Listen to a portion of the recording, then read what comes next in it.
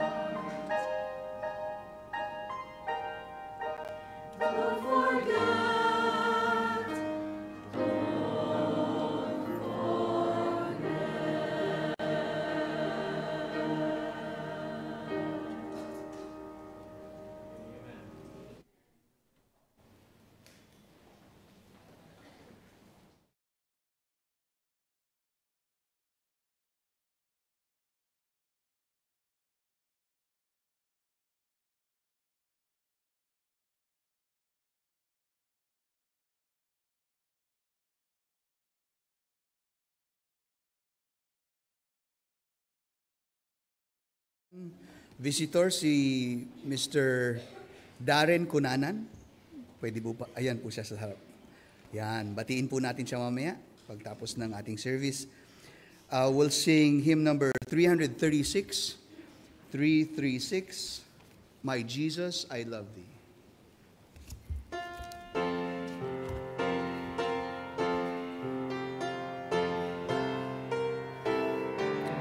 On the first. My Jesus, I love Thee. I know Thou art mine. For Thee all the follies of sin I resign. My gracious Redeemer, my Savior art Thou. If ever I love Thee, my Jesus, 'tis now. I love Thee because Thou hast first loved me and purchased my pardon on Calvary's tree. I love Thee for wearing the thorns on Thy brow. If ever I love Thee, my Jesus, 'tis now. I'll love Thee in life, I will love Thee in death, and praise Thee as Thou lendest me breath, and say when the dew lies cold on my brow, if ever I love Thee, my Jesus, 'tis now.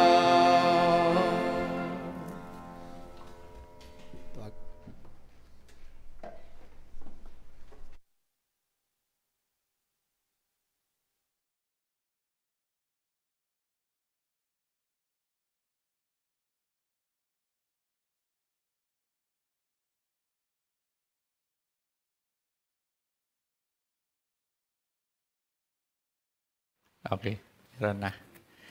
Magandang umaga po sa inyong lahat. Buksan po natin ang ating mga Biblia sa aklat po ng Filipos. Ano po?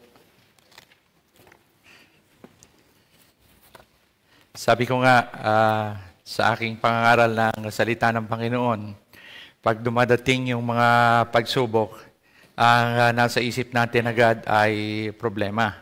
Pero sabi ko, palitan na natin yung salita na problema, at bawat bagay na harapin natin ay tawagin nating hamon o challenge. No?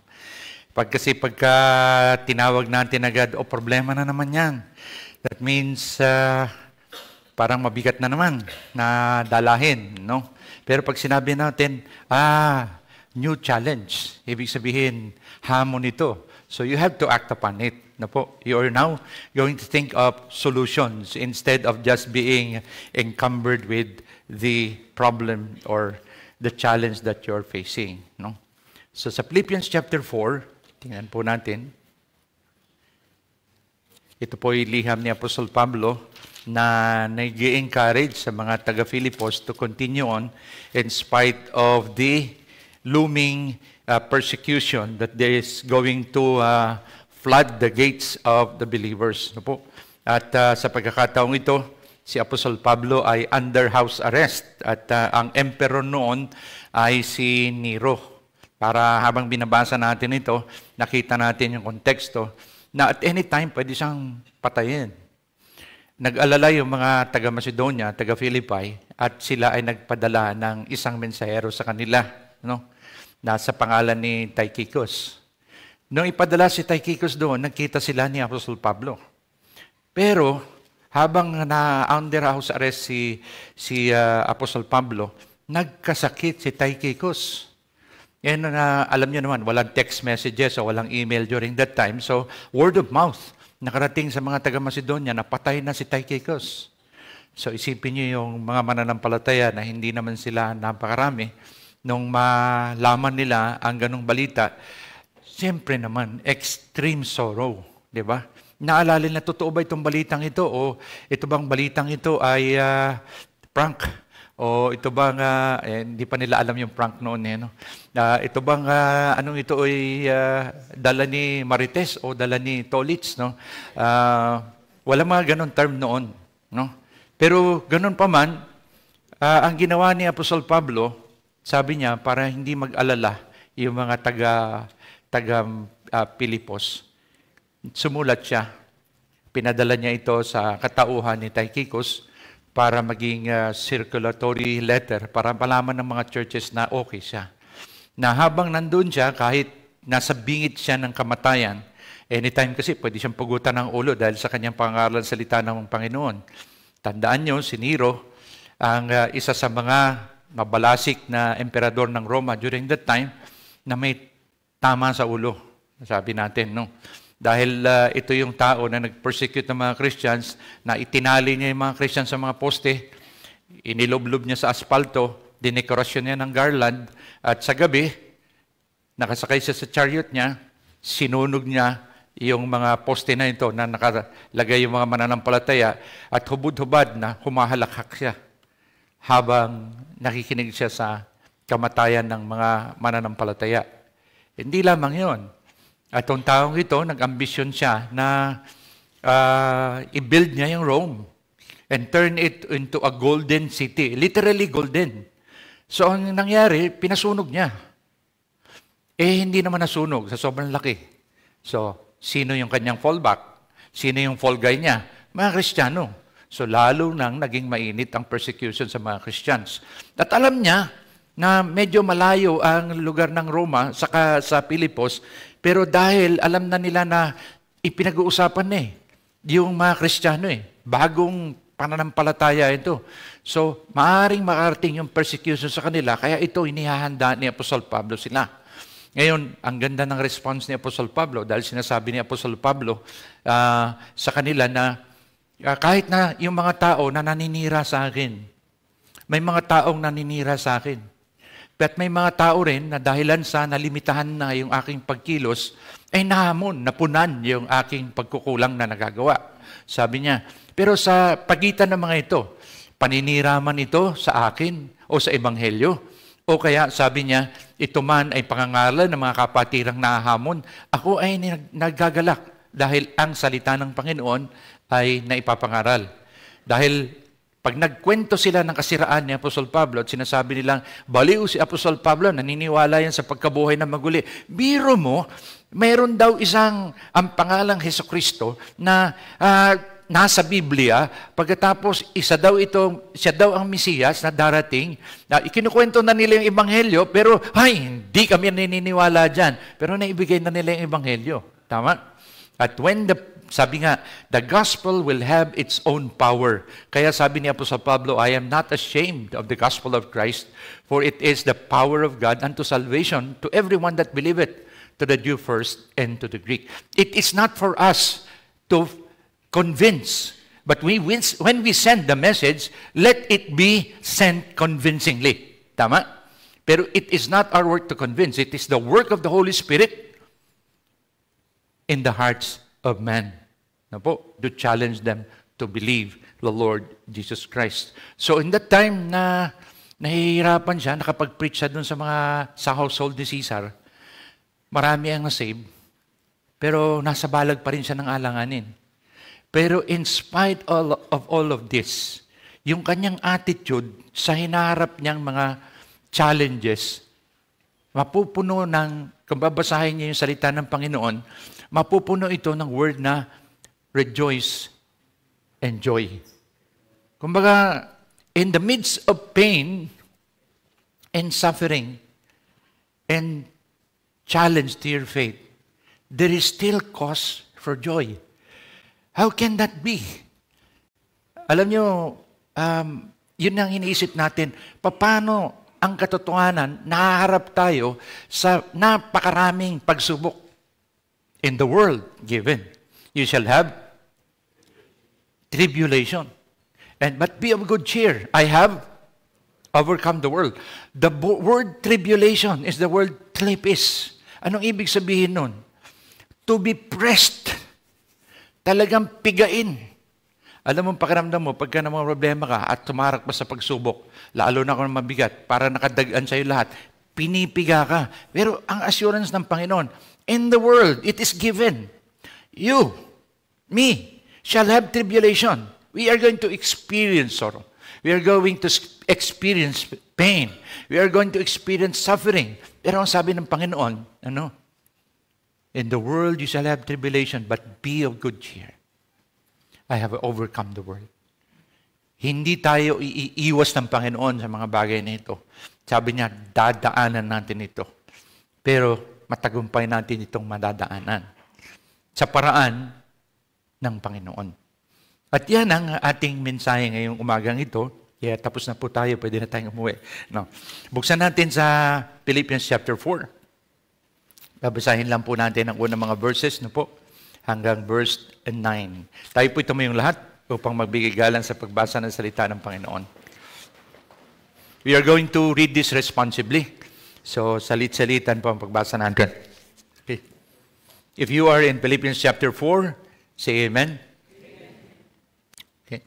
Therefore, my brethren, dearly beloved and longed for, my joy and crown, so stand fast in the Lord, my dearly beloved.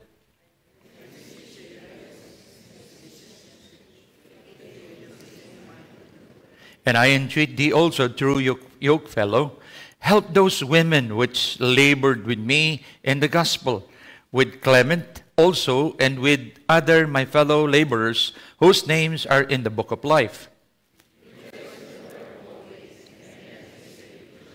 Let your moderation be known unto all men. The Lord is at hand.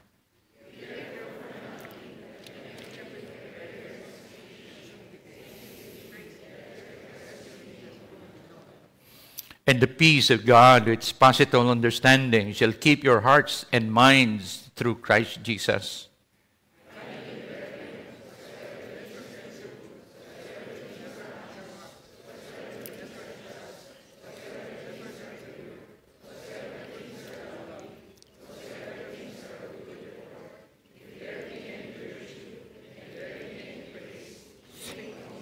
Together, these things which ye have both learned and received and heard and seen in me, do, and the God of peace shall be with you. Tayo po'y manalangin. Panginoon, pagpalain mo yung salita sa aming mga puso. Bigyan mo ng kaliwanagan ng aming mga isip sapagkat, Panginoon, ang mga bagay nito ay hindi mangyayari kung hindi lamang namin uunawain at isa sa katuparan nito. Nawa po hindi kami maging tagapakinig lamang ng iyong salita, kundi tagatupad din ito, Panginoon. At dalangin ko na ang banal na Espiritu, Panginoon, ay malayang kikilos sa amin at maaaring makasakit ang iyong salita. Pero ang intensyon nito ay ilabas ang hindi maayos sa buhay ng isang mananampalataya upang ito, Panginoon, ay mailagay sa ayos at lalo pang ang taong ito, ang mananampalatayang ito, ay maging gamit-gamit para sa kaluwalhatian mo. Ikaw nawa po ang maitaas, Panginoon. Di baling makalimutan nila kung sino nagsalita, maaalala lang nila, Panginoon, kung ano ang katotohanan ng iyong salita. At kung ano man, Panginoon, ang kanilang hinaing, nawa ang iyong salita ang tumugon dito, Panginoon. At panalangin ko na ito po'y magpatibay ng pananampalataya ng bawat isa, humamon sa pagmamahal at paglilingkod sa iyo, Panginoon. Anumang desisyon na aming gagawin bilang pagtalima sa iyong salita, nawa ikaw ang maitaas at mabigyang papuri. Ito po ang aming panalangin sa matawisang pangalan ng aming Panginoong Jesus. Amen. Nag-Google ako. Tapos, tinanong ko doon sa hindi ako marunong gumamit ng AI o ChatGPT. Pwede ka magtanong. Sabi ko, ano yung athletic event na multidisciplinary that challenges, yung most challenging competition in athletics. Yung talagang, you have to give it your all. No po? For example, 100-meter dash. Isipin nyo yun, no? 100-meter dash. 4 na taong ka maghahanda for 9.48 seconds. Si Bolt, no? Usain Bolt. Grabe, no? 4 years in order to break a record in 100-meter dash. 9.48 seconds. Kinuha ko yan. 23 seconds. Mabilis na yun, no? Maliit pa ako noon. Tinignan ko, nakalagay doon yung 3 event. Ironman, triathlon, decathlon, ibig sabihin 10 events. Pero decathlon is more likely a multi-faceted event. Pero it involves track and field. So takbuhan yan, involving, meron ding shot put, javelin throw, pero hindi kasama yung cycling at saka yung swimming. No? Pero ang pinakamatindi, yung French, kasi ito French, marathon siya. Pero hindi siya yung marathon na nilalaro sa Olympics. Sasabihin ko, ano niya, pag pre-pronounce mo sa Tagalog, French ito Marathon des Sables. Tagalog yon. Pero alam ko, pag ang dulo ng word ay consonant, hindi mo pinopronounce yung consonant. No? Pero pag nagtapos siya sa lecture ata ito sa grammar, no? So parang ganito. Marathon du Sables. Diba? Para lang pasibuka, pasibuko. Parang pupunta ka sa Cebu, pasibuko. Alam nyo, ito yung event. Pag Ironman triathlon, ito yung event. Extreme endurance. Bakit? Tatakbuhin mo ang 140.6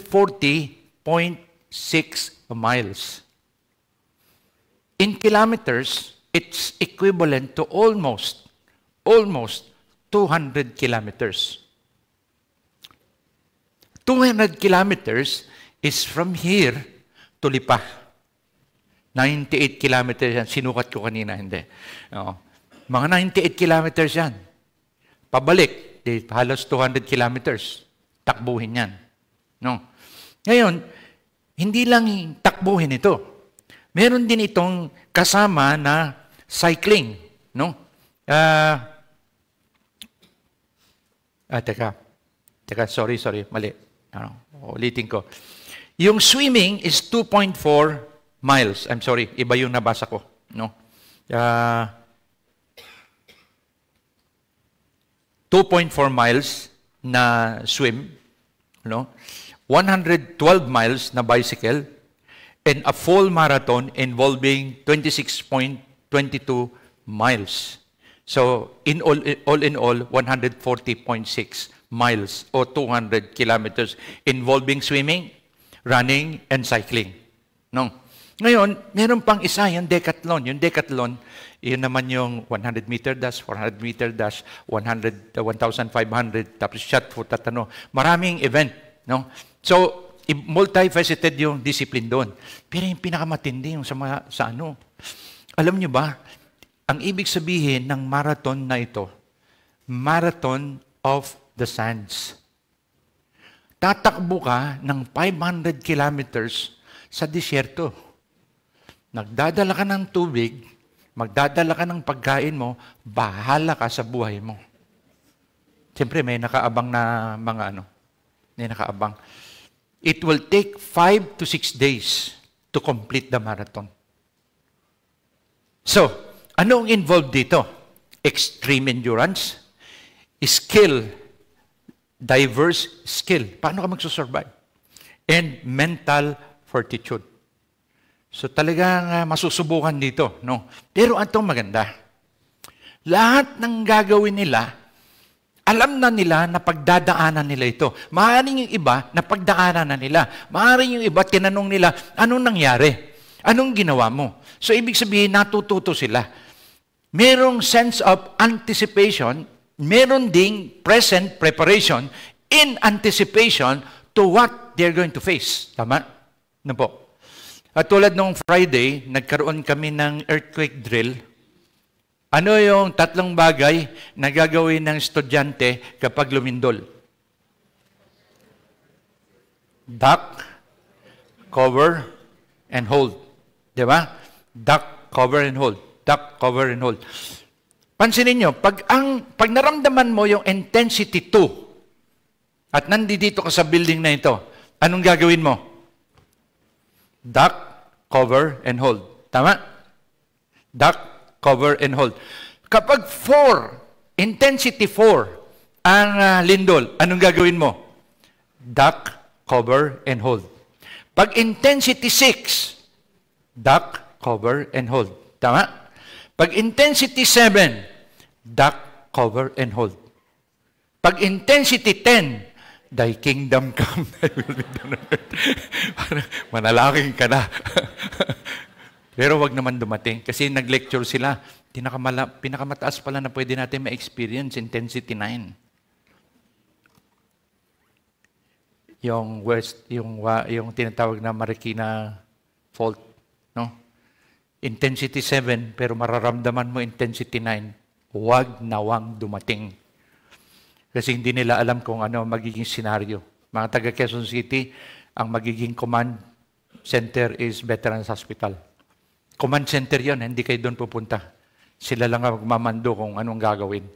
Pero kung saan man pupunta yung kung sakaling may mangyari at magkagiba-giba yung building, barangay ang bahala dyan. No?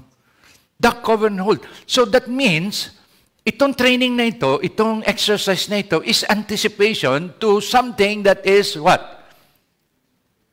That could happen in a disaster. Kaya marami tayong department na nakahanda sila. Sabi nila, kami ang nag-address doon sa Bogo, Medellin, sa Cebu. Nagpunta kami doon.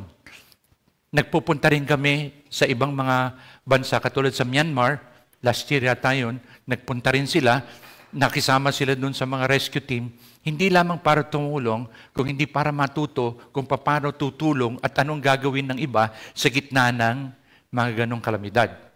So it's both two ways, to help and to learn. No po? So that pag nangyari na sa atin, mas marunong na sila na humarap. So, yung problema pala o challenges, pwede mong paghandaan. And since challenges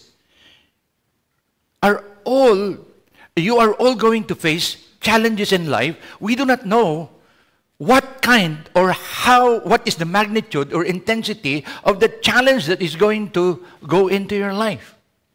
May mga nabalita niyo ito. May mga tao na nagkautang sila, hindi nila mabayaran. Nagpatayan sila. Magkano yung utang? 20 pesos. 20 pesos. Natatawa tayo. Pero kung wala kang pera at nagugutom yung mga anak mo, na ang pera mo lang ay 20 pesos, sinisingil mo siya at umiiyak yung mga anak mo, ano ang mag-aano sa isip mo? So, ibig sabihin, he was not prepared. He did not anticipate. Tama? May mga tao na, ibig sabihin, may iba-iba silang mga pagsubok. May haharap sila sa isang pagsubok, nasa isip nila, patigilin ang kanilang buhay. Yung iba, pag humarap sa pagsubok, magtatago sila, mag-i-ermitanyo sila. Ibig sabihin, hindi nila alam paano harapin yung pagsubok. I've heard na merong isang mag-asawa sila, mga aral sa kolehiyo. In fact, PhD sila. No? PhD yung inabot nila. Pero nalulung sila sa sugal. Nung malulung sila sa sugal, naibenta nila lahat ng ari-arian nila, last recourse nila, nagpakamatay silang dalawa.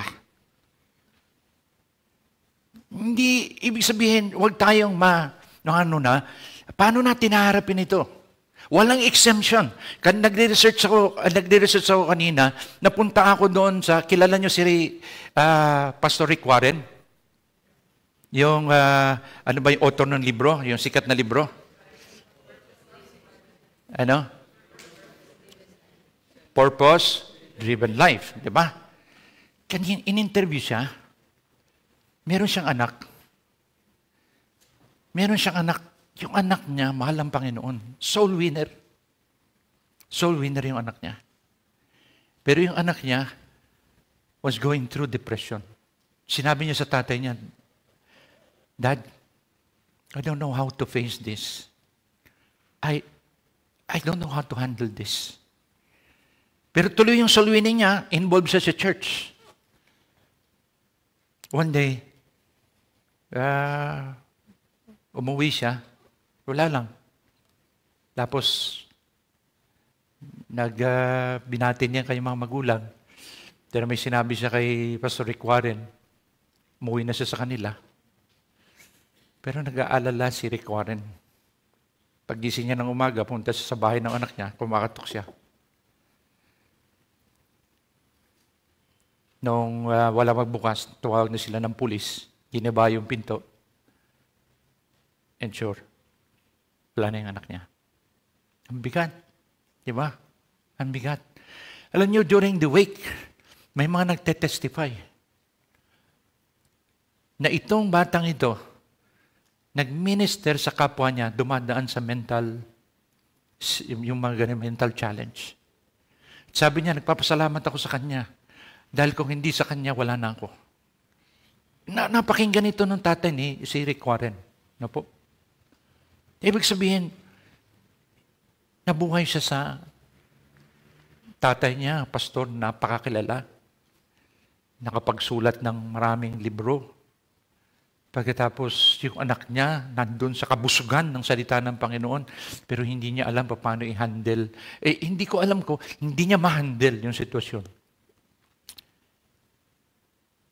Pero still, nagpatuloy siya sa Panginoon and then ended up like that. Sasabihin natin, ay, pambihiran. Hindi natin alam kung ano nangyayari doon sa bata eh. This is also public knowledge, no? Year 2013. You know, Dr. Ron Hamilton, may anak siya, ang pangalan Jonathan. Composer din siya na music. Going on, facing this. Sabi niya, it started when he was 18. Uminom siya ng gamot para sa tigyawat. Yun ang nabasa ko doon sa ano eh. Tapos, ang epekto nito sa kanya is depression. Hindi ko alam paano, anong gamot yung iniinom niya. Pero, since 18 years old, yun na, naging challenge na. Until, on that day, 2013, Mother's Day, he took his life. On Mother's Day. So, nanghirap harapin. Nakita niyo si Kim Atienza? Bagong mananampalataya si Kim Atienza. Nabasa niya yung 19-year-old na anak niya. Si Eman, going through. Vlogger yun, vlogger daw. Nakita ko yung ibang mga, tinignan ko lang dahil nakita ko, sino ba to? Very open siya sa, ano niya. Nung nagsalita na yung tatay niya, parang gusto kong maluha na kawawa. So, hindi biro na humarap sa challenges.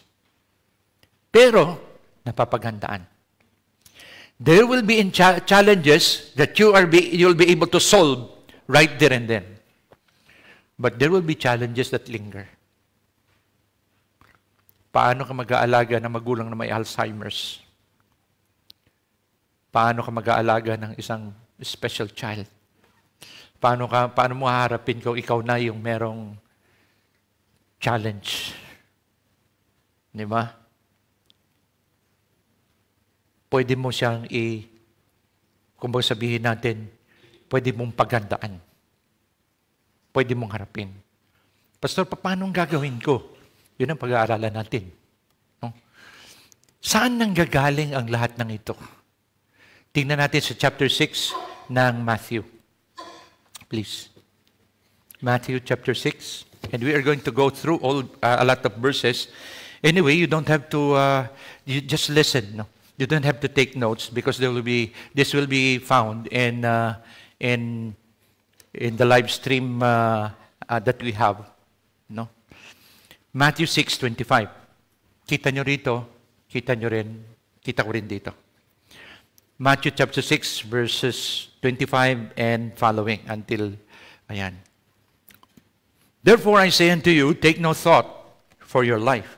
The word thought is the word meremnao, which means worry. Sabi niya, huwag kang mabalisa, no? For your life. What you shall eat, what you shall drink, or yet your body, what you shall put on. I call this the FSC personal needs. What is FSC? Food, shelter, and clothing. Basic yan, na pangangailangan natin. Behold the fowls of the air, for they sow not, neither do they reap, nor gather into barns, yet your heavenly Father feedeth them. Are ye not much better than they? Which of you, by taking thought, can add 1 cubit to his stature? And why take ye thought for raiment? Consider the lilies of the field, how they grow. They toil not, neither do they spin. And yet I say unto you that even Solomon, in all his glory, was not arrayed like one of this. Wherefore, if God so clothe the grass of the field, which today is and tomorrow is cast into the oven, shall he not much more clothe you, O ye of little faith? Remember the praise, O ye of little faith, because we are going to go through that again. In verse 31, therefore take no thought, saying, what shall we eat, or what shall we drink, or wherewithal shall we be clothed? For all these things do the Gentiles seek. For your heavenly Father knoweth that ye have need of all these things. It is not a luxury, it is a need. And your Father, my Father in heaven, knows all about it. And He, as Jehovah Jireh, has anticipated what we need. And He is going to provide even before we need it. Nakahanda na yan. No po? But seek ye first the kingdom of God and His righteousness, and all these things shall be added unto you. Take therefore no thought for the morrow shall take thought of the things of itself. Sufficient unto the day is the evil thereof. So there is a personal need, and that is what we face. But ang sabi rito, stop worrying. Yung take no thought, hindi ibig sabihin nun natin, hindi na natin pag-iisipan. Ang ibig lang sabihin nun is, wag mong ikabalisa ito. Hindi ito yung mag-o-occupy sa iyo. And yet, yan ang hinaharap natin araw-araw. Yan ang itinuturo natin sa ating mga anak. Anak, mag-aral ka para pagdating ng panahon, maging maganda ang buhay mo. Tama yan. Tama, di ba? Kailangan mo mali.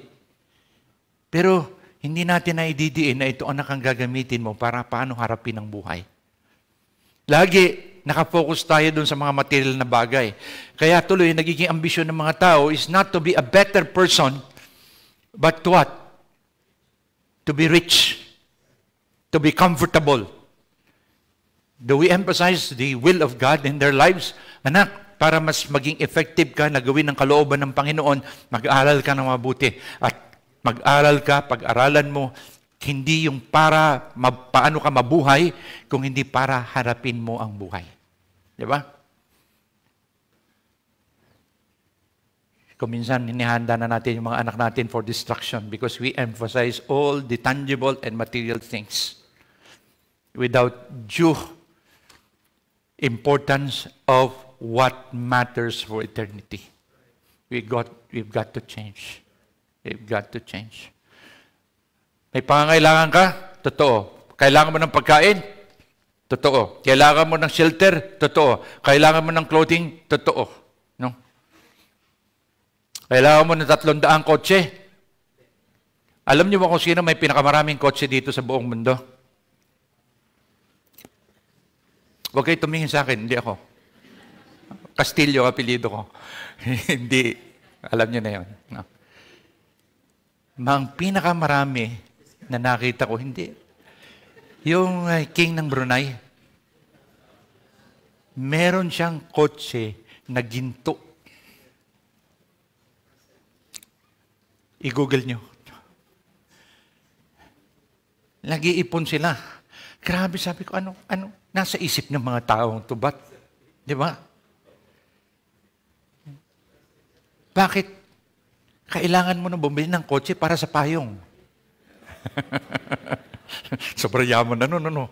Hindi ko alam yun. Hindi ko maalam ang isip nila. Habang nakikita natin na marami ang pwedeng tulungan na malapit sa Panginoon. Pero it's true. Kailangan natin ito. Sabi nga, nabubuhay tayo para kumain galing sa lupang pagkain. Pinapakain tayo ng lupa, sa bandang huli, tayong kakainin ng lupa. Yan ang katotohanan eh. Pero ito, pangangailangan natin ito. Pangalawa, familial. Ibig sabihin, hindi lalabas sa'yo. Lalampas sa'yo. Ito ay nakasulat sa 1 Corinthians chapter 7, verses 32 to 33. Babasahin ko na lang, makikita nyo naman. In 2 seconds, makikita nyo yan. Familial, ibig sabihin, in relationship within the family circle. Sabi rito, I would not have you without, but I would have you without carefulness. He that is unmarried careth for the things that belong to the Lord, how he may please the Lord. Baka akala nyo sa ulo ko, binabasa ko doon sa likod. But he that is married careth for the things that are of the world, how he may please his wife. The word careth and the word thought is the same word. Something that occupies your mind. Meron now is this, to be pulled in different directions. Para ka sinasabunutan. Di ba, pagka may hamon sa buhay mo, may problema ka, parang hindi ka makakonsentrate. Lahat. Di ba? Ayun, hindi mo lang iniisip ngayon yung pangangailangan ng asawa mo, pangangailangan ng anak mo. Kung nakatira sa bahay ang magulang mo, dahil inaalagaan mo, inaalala mo pa rin sila. No? Sabi nung isang may nakausap ko, sabi niya, ang nanay ko, sabi niya, hanggang 80 lang siya eh. Hindi niya napaghandaan yung hanggang 100. Magwa 100 na siya. So, yung mga harapin, no? Makaharapin. Kaya inisip nyo, pag tumingin kayo sa anak ninyo, na, anak, anong gusto mo maging? Nako, pag sinabi niyang doktor o pag sinabi niyang attorney, nako, nasa isip mo na agad. Di ba? Nasa isip mo na. Ang kausap mo, 2 years old pa lang ha, pero iniisip mo na pag college niya. Tama? Tama, no? So, ibig sabihin, hindi lang yung physical, hindi lang yung material, kung hindi yung well-being ng iyong anak, nasa sayo bilang isang magulang. Lumalawak, ano po? Lumalawak. Tama? Babilisan natin ito.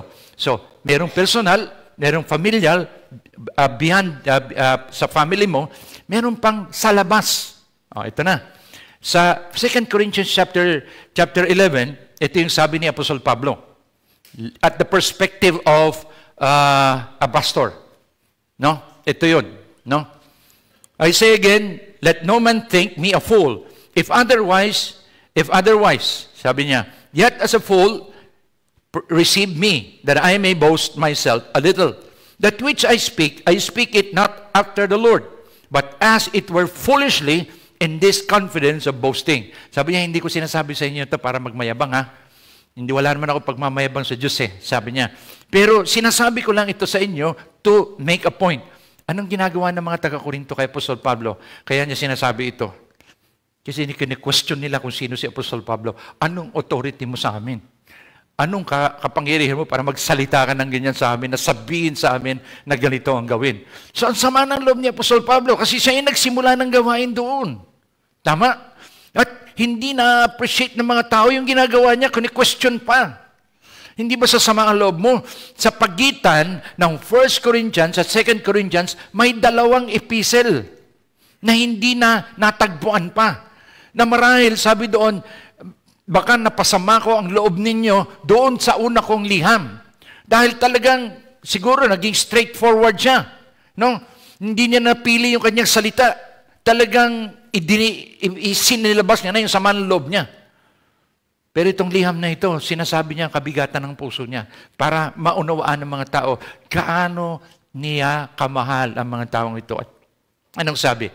Seeing that many glory after the flesh, I will glory also. Diba? Sabi niya, marami nagmamayabang dyan. Sige, sabihin ko, ito rin ang ginawa ko. Pero hindi ko sinasabi ito para magmayabang. Pero susubukan ko yung ginagawa ng ibang mga tao. Pero hindi ako ganito. No? Sabi niya, for you suffer fools gladly. The word suffer is not suffering. The word suffer here means permit. No. Sabi niya, ye permit fools gladly, seeing ye yourselves are wise. For ye permit or suffer if a man bring you into bondage, if a man devour you, if a man take of you, if a man exalt himself, if a man smite you in the face. I speak as concerning reproach, as though he had been weak. We had been weak. Howbeit, whereinsoever any is bold, I speak foolishly. I am bold also. Are they Hebrews? So am I. Are they Israelites? So am I. Are they the seed of Abraham? So am I.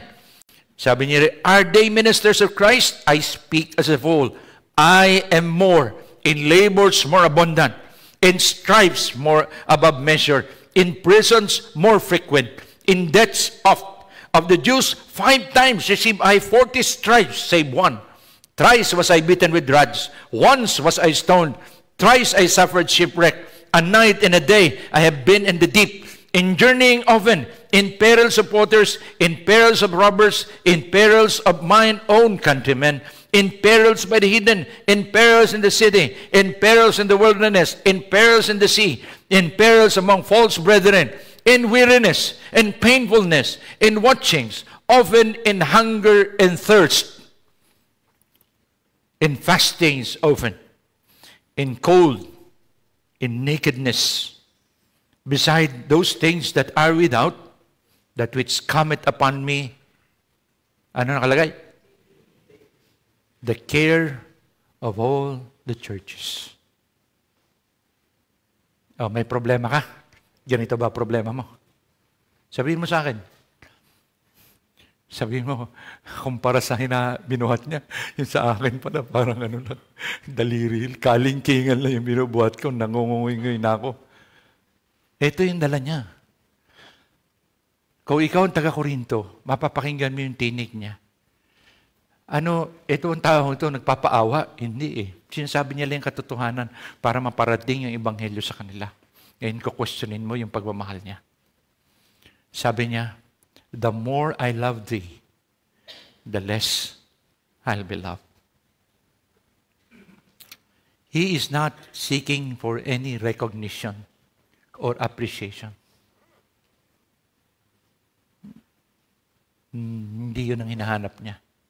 Kung hindi ang pangunawa, na lahat ng ginagawa niya ay dahil sa naranasan niya ang pagmamahal ng Panginoon. So, how was he able to face these things that are overwhelming upon him? How do people in the past, as Christians, face the challenges in life? Umpisahan natin. Number 1, every challenge is a test of faith. Tandaan niyo yan.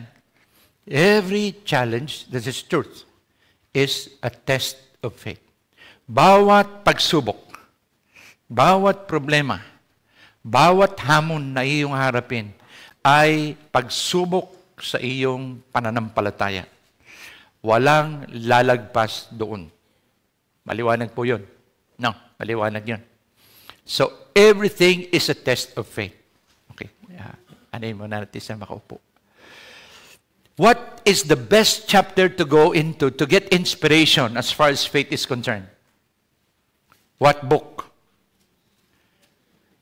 What book? Hebrews chapter 11. Do you know, in chapter 11 of Hebrews, ilan ang verses doon? 40, ilang verses? 40 verses.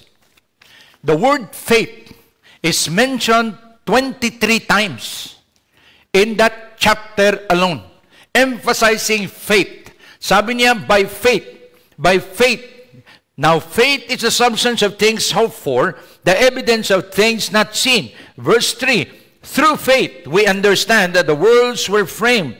Hebrews 11:4, by faith Abel offered unto God a more excellent sacrifice than Cain. Verse 5, by faith Enoch was translated that he should not see death. Verse 6, but without faith it is impossible to please him. Verse 7, by faith Noah, being warned of God of things not seen as yet, moved with fear. Verse 8, by faith Abraham, when he was called to go out into a place which he should after receive for an inheritance, obeyed, and he went out not knowing whither he went. By faith he sojourned. Verse 11, through faith also Sarah herself received strength to conceive seed.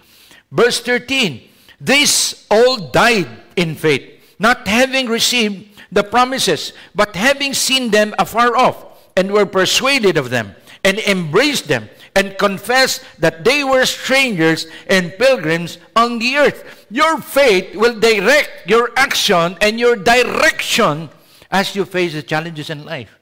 Because you have to admit it, only believers will be challenged by faith. Kasi wala naman yung di mananampalatayan yan eh. Di ba? Ikaw lang. Kasi ikaw yung anak ng Panginoon. Tama? You have to have a relationship with God so that you will have that true faith. For by grace are you saved through faith. Di ba? It is the gift of God, not of works. Di ba? Faith cometh by, and hearing by the word of God. Faith is the victory that overcomes the world. They were overcomers. They pleased the Lord. Everything is all about faith. We walk not by sight. We walk by. So it's an everything, every day, every time attitude that we should have. We have to face each day by faith. And we go through the day through faith. Kaya nga, sabi ni Apostle Pablo, pray without ceasing. That means he's constantly in communication with the Lord. So, alamin nyo na, pagka nagkaroon kayo ng mga problema sa buhay o pagsubok sa buhay, Panginoon, alam ko itong pinagdadaanan kong ito, pagsubok ito sa pananampalataya ko. Anong gusto mong ituro sa akin? Anong gusto mong ituro sa akin? Mamaya-maya, makikita natin yung mga reaksyon natin kapag dumaan itong pagsubok na ito. Pero sa ngayon, alam natin na every challenge is a test of faith. Ang titingnan mo lagi, pananampalataya mo. Anong maging reaksyon mo? Paano malalaman na tama ang reaksyon mo sa pagharap mo sa problema? Kapag ang bunga ng Espiritu ay makikita mo sa buhay mo. Tama? Kapag ang bunga ng Espiritu, which is written in chapter 5 of Galatians, is not your reaction, then it's a different kind of spirit. Tama? What is the fruit of the Spirit? Love, joy, peace, long-suffering, meekness. Diba? Ibig sabihin, kailangan pagka dumating yung pagsubok na ganito o problemang ganito, yung una mong reaksyon is, Panginoon, salamat. Anong gusto mo ituro mo sa akin? Anong dapat kong gawin? Diba? So, kung ganon, sasanayin mo yung sarili mo. Masasanay mo. Anong gagawin ko dito? Titingin ka agad sa Panginoon dahil alam mo, your faith is at stake. No? Ngayon, bakit ganon ang ginagawa ng Panginoon? Bakit faith ang punteriya ng Panginoon sa atin? Kasi gusto niya ito ang mangyari sa atin sa verse 32. What shall I more say? Sabi niya, for the time would fail me to tell of Gideon and of Barak and of Samson and of Jephthah and of David also and Samuel and all of the prophets who through faith subdued kingdoms, wrought righteousness, obtained promises, stopped the mouths of lions, quenched the violence of fire, escaped the edge of the sword, out of weakness were made strong, waxed valiant in fight, turned to flight the armies of the aliens. Women received their dead, raised to life again. And others were tortured, not accepting deliverance, that they might obtain a better resurrection. and others a trial of cruel mockings and scourgings, yea, moreover of bonds and imprisonments. They were stoned, they were sawn asunder, were tempted, were slain with the sword. They wandered about in sheepskins and goatskins, being destitute, afflicted, tormented, of whom, anong sabi? The world is not worthy. They wandered in deserts, and in mountains, and in dens, caves of the earth. And these all, having obtained a good report through faith, received not the promise. God having provided some better things for us, that they without us should not be made perfect. Without faith, it is impossible to please God. For he that cometh unto him must believe that he is the rewarder of them that diligently seek him. Mga kapatid, it is a trial of faith. But it is a faith that God targets because it is faith that causes us to do more of the will of God. Pansinin niyo sa 2 Peter chapter 1. Gusto niya tayong lumago. Gusto niya tayong lumago. No? Sabi niya rito, Simon Peter, a servant of and an apostle of Jesus Christ, to them that have obtained like precious, nakasulat, faith, with us through the righteousness of God and our Savior Jesus Christ. Grace and peace be multiplied unto you through the knowledge of God and of Jesus our Lord.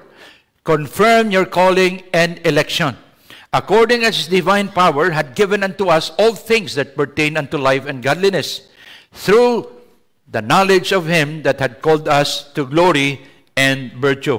Ano daw sabi? According as his divine power had given unto us all things, walang kulang na po, that pertain unto life and godliness. So, may kulang ba ang Panginoon para kayo mamuhay ng makadiyos? Wala. Binigyan kayo ng kapangyarihan galing sa kaitaasan para makasakatuparan ito. Whereby are given unto us exceeding great and precious promises, that by this ye might be partakers of the divine nature, having escaped the corruption that is in the world through lust. And beside this, giving all diligence, add to your faith. Yung pananampalataya po, lumalago. Ibig sabihin, ito ay sabay-sabay na nangyayari. Add to your faith virtue, and to virtue knowledge, and to knowledge temperance, and to temperance patience, and to patience godliness, and to godliness brotherly kindness, and to brotherly kindness charity. For if these things be in you and abound, they make you that ye shall neither be barren nor unfruitful in the knowledge of our Lord Jesus Christ. So, faith that rests upon the Word of God. God wants you to be fruitful. Seed of faith, bububunga ba yun? Yung pananampalataya na itatanim mo, seed pa lang yun.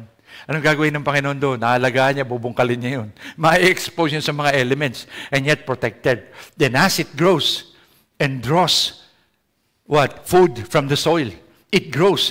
It is exposed to the sun. Sun gives heat. But it is the sun that causes it to grow and bring forth fruit. Mangga, kailangan mainit.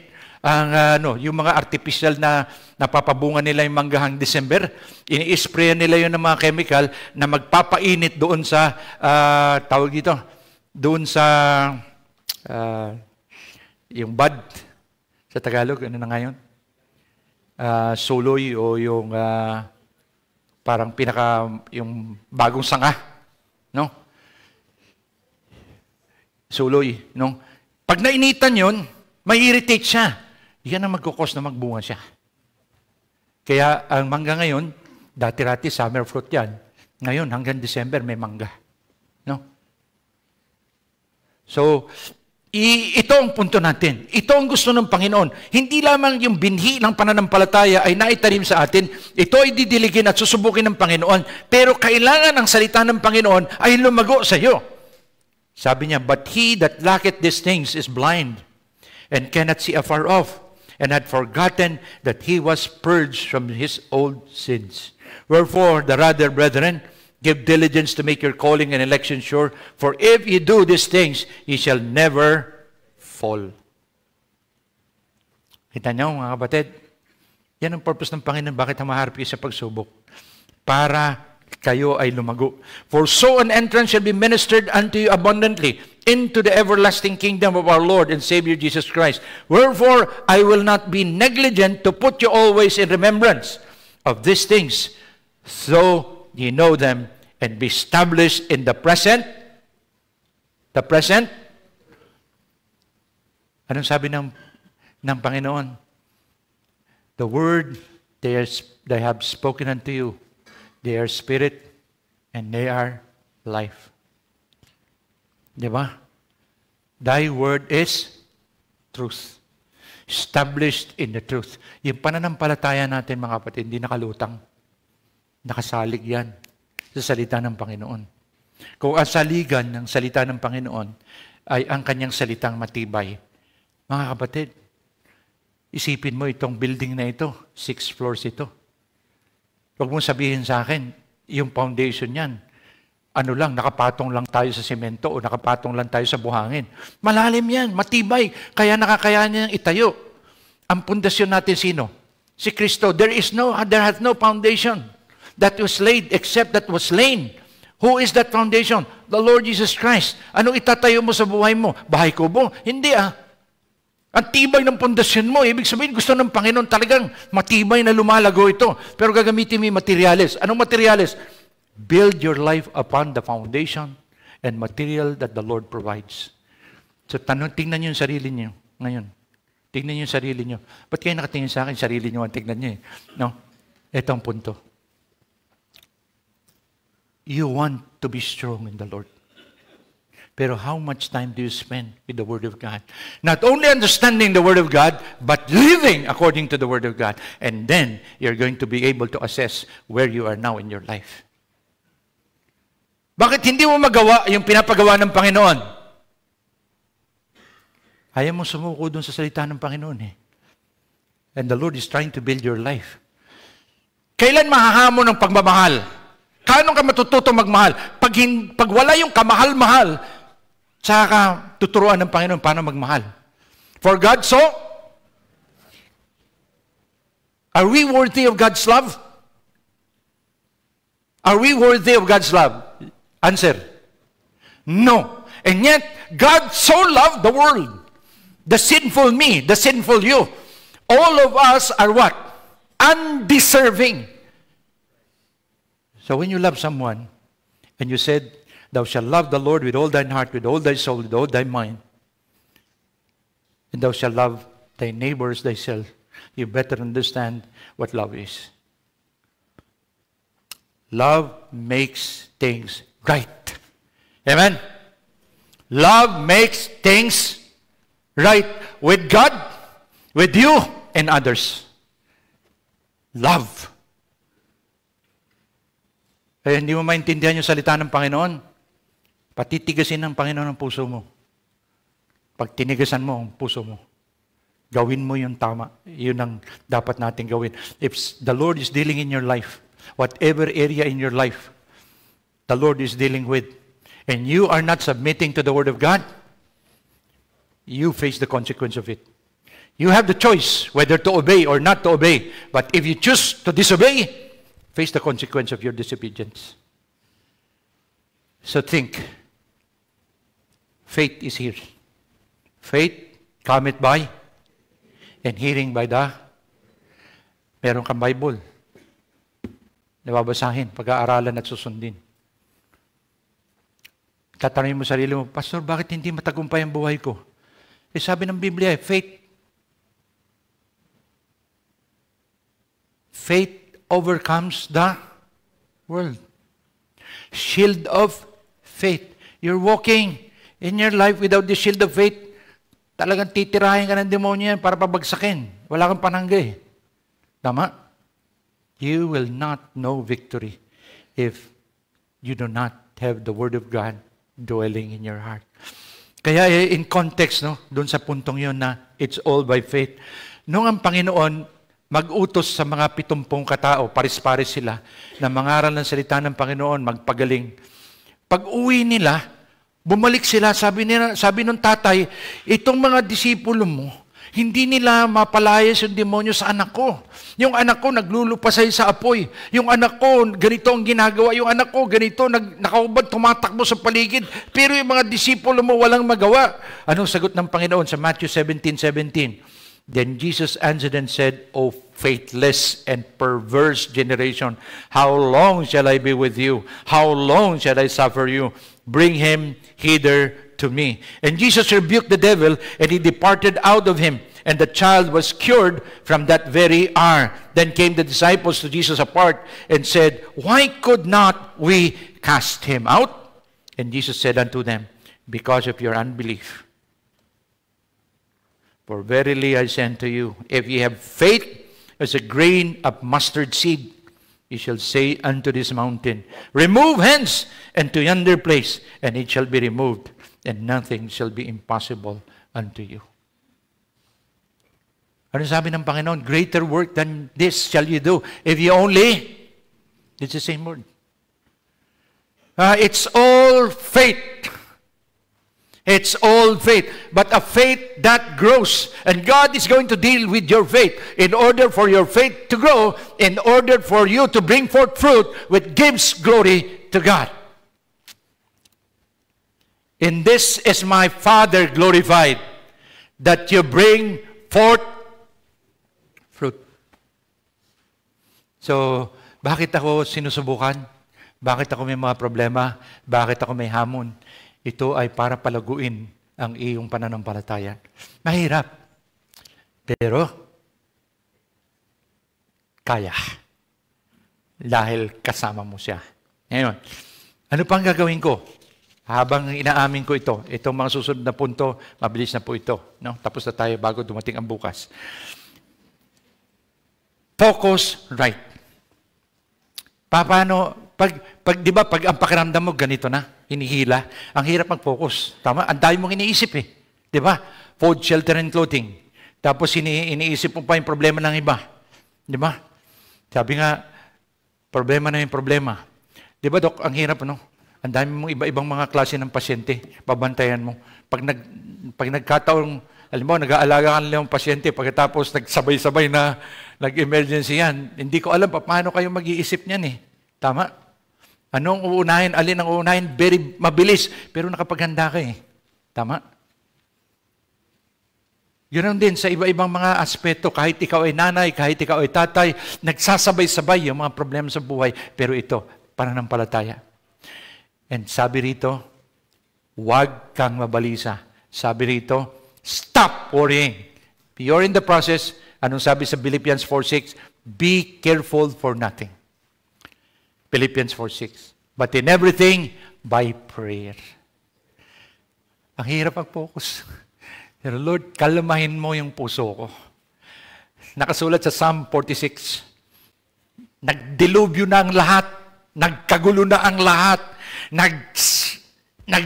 tumaas na ang mga bundok, lumubog na ang iba, ang dagat ay binahana ang lahat. Pagkatapos pagdating sa Psalm 46:10, anong sabi? Be still and know that I am God. Di ba? Be still and know that I am God. When everything else goes in disarray, we lose sight of God. Naalala niyo si Peter? Ang lakas ng loob niya. Lumakad ng Panginoon sa dagat, sa gitna ng baha. Ang sabi niya, Panginoon, kung ikaw yan, yayain mo ko sa Batanggenyo. Yakagin mo nga ako, Panginoon, na lumakad dyan at ako'y pupunta. Ay, Parine. Kung Batangas na, Parine. Halika. Pinanood siya ng 11. Di ba? Pedro, yabang mo. Di ba? Huwag ka nang umano dyan. Si Pedro, ba't lumutang? Lumakad? Anong feeling kaya kung ikaw yun? Tapos, pagtama nung ano sa kanya, nung hangin, siyempre, basa-basa pa yan. No? Like, bagyo eh. Tapos biglang gumaganon yung ano, siyempre, bababa ka rin na ganon. So, tumingin na siya sa paligid. At nung tumingin siya sa paligid, nawala yung tingin niya sa Panginoon. At nagsimula siyang lumubog. Sabi niya, Panginoon! Shortest prayer in the Bible, help me. Alam mo, malayo pa siya sa Panginoon, pero mamaya, nung lumulubog na siya, hawak na siya ng Panginoon sa kamay. Ang bilis. Anong sabi ng Panginoon sa kanya? O ye of... Tingnan mo, it's all an issue of faith. Pinayagan ng Panginoon eh. No? Pero it's an issue of faith. O ye of little faith, why did you doubt? And then, sinamahan siya ng Panginoon. Pagkatapos nila siya doon sa bangka, tapos sinaway niya yung dagat. Alam mo yung nangyari? Pag saway niya sa dagat, andun na sila sa kabila. Doon sila sa gitna nag-umpisa. Nung kumalma, andun na sila sa kabila. God should be our focus on this. Sabi niya, huwag kang mabalisa. Focus upon God in prayer.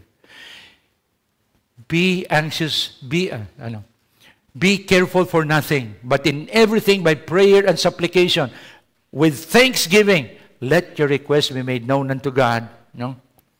And the peace of God, which passeth all understanding, shall keep your hearts and mind through Christ Jesus. Finally, brethren, whatsoever things are true, whatsoever things are honest, whatsoever things are just, whatsoever things are pure, whatsoever things are lovely, whatsoever things are of good report, if there be any virtue, if there be any praise, think on these things. Those things which I have both learned and received and heard and seen in me, do, and the God of peace shall be with you. This is coming from a man who is facing humongous problems. Kaya hindi niya pwedeng sabihin, hindi mo naman naranasan yan eh. Di ba? Sinong makapagsabi ka po sa Pablo, ay, hindi mo naman nangyari yan sa iyo. Mas matindi nga yun, nabasa na natin yung nangyari sa kanya. And yes, sabi niya, ito yung ginagawa ko. Binibigay ko sa Panginoon. Huwag mong ipahuli. Pag na problema, wala na tayong magawa. Pa sa Diyos na natin. Eh, sa umpisa pa lang, pa sa Diyos mo na, ba't hihintayin mo pa yung huli? Train mo yung sarili mo. Alam ko, sinusubukan ng Panginoon ng pananampalataya ko. Sa Kanya ako titingin. Ilalatag ko sa Kanyang lahat sa panalangin. At sasabihin ko sa Kanya kung anong nilalaman ng aking puso.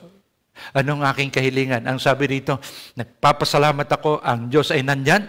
Nakikinig siya, Panginoon, maaari bang ito ang gawin mo? Salamat sa tugon mo sa panalangin ko. At meron kang kapayapaan kasi not everything is within your control. What you can control is what you pray for. And then think, Lord, sabi ko nga, fill your thoughts with God's promises. Mag-isip ka na ngayon, ano ba yung mga salita na pinangako ng Panginoon sa akin? Kasi hindi niya matatanggihan yung pangako eh. Bibilisan natin to ha. Okay. Ano ang pakiramdam kapag ka ikaw maharap sa problemang kakaiba? Mag-isa ka. Tama? Tama bakit? Ako. Tama? Pag-isip mo, Panginoon, nasaan ka? Kailangan kita. Kung kailangan kita, saka wala ka. Lahat minamadali natin. Lahat instant. No? Ang gusto natin, God is at our command. Para sa genie. Pag ginano natin, may 3 wishes ka. Walang ganun. No? He is already help in times of trouble, pero hindi siya genie na kung kakailan mo tatawagin, palalabasin mo, parang utusan. Hindi. Pero ang maliwanag dito na sinasabi ng Panginoon, may pangako siya. When you feel so alone, think of God's promise. May promise ang Panginoon, 2. Sabi nga, it's unconditional and conditional. Conditional is John 3:16. For God so loved the world, He gave His only begotten Son. Whosoever, that's the condition, believe in Him shall not perish, but have everlasting life. Hebrews 13:5. I shall. What's the word? Shall God leave you? Shall God leave you? Sabi ng iba, no. Ay, gusto ko yung sagot. Iiwanan ka ba ng Panginoon? Never. Pero pagka nagka-problema ka, anong pakiramdam? You trust your feelings, not your faith. Hindi ka iniwan ng Panginoon.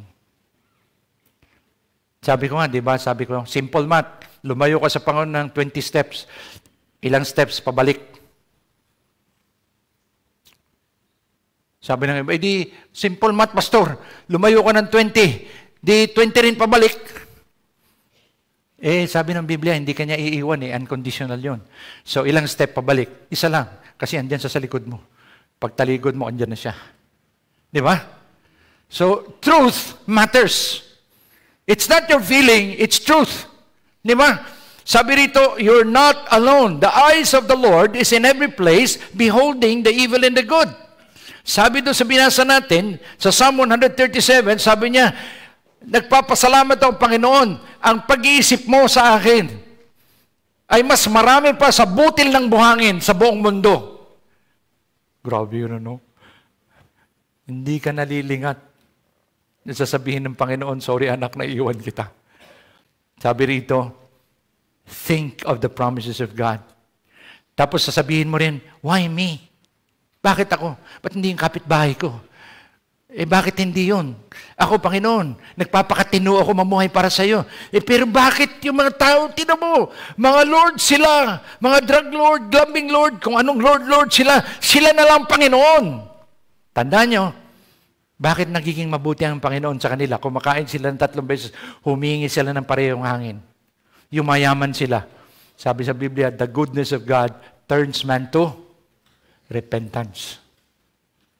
Pero sa iyo, may purpose ang Panginoon. You are a masterpiece in the making. Anong sabi ng Biblia? There hath no temptation taken you, but such as is common to man. But God is faithful, who will not permit or suffer you to be tempted above that you're able, but will with the temptation make a way of escape, that ye may be able to bear it. So walang pagsubok na hindi mo kakayanan. Kapatid, tama no? Dahil at tapat ang Diyos, hindi ka niya iiwas, sasamahan ka niya. Tama? Pero pag nagka-problema ka, naiisip mo pa ba to? Bakit ako? Sa dinami-dami ng tao sa mundong ito, bakit ako? Tama? Pero hindi yun Sabihin mo, Lord, alam ko hindi mo ako iniiwan. Alam ko tapat ka. Kasama kita. Malalagpasan ko to dahil I can do all things through Christ who strengtheneth me. Tandaan nyo, sasanayin nyo sarili nyo dito. Hindi ito yung parang, ay, napakinggan ko na yan kay pastor. Ano ngayon gagawin mo? Paghandaan mo na. Kung ano man yung pagsubok na harapin mo, you are not alone. Sabi ko nga, it is all by faith. You pray and fill your thoughts with the promises of God. Ano ang susunod? Fear. Natatakot ka. No? Anong sabi sa Isaiah 41:10? Fear not, fear thou not, for I am with thee. Presence ng Panginoon. Be not dismayed, for I am thy God. I will strengthen thee. Yea, I will help thee. Yea, I will uphold thee with the right hand of my righteousness. God's promise is there. Tama?